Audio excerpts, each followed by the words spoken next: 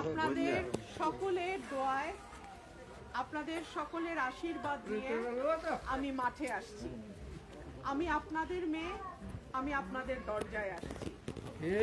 এখন এই মেয়েকে আপনারা খালি হাতে ফিরাই দিবেন নাকি জয়ের মালা দিয়ে ফিরাই দিবেন, এটা আপনাদের আমি বাবা কোনো দলের প্রার্থী না। 15 বছর আমি যা করছি আল্লাহর হাওলাতে আমি দিয়ে দিচ্ছি। এর বিনিময়ে কোনো কিছু ভিক্ষা করে মাইঙ্গা আনার আমার দরকার নাই।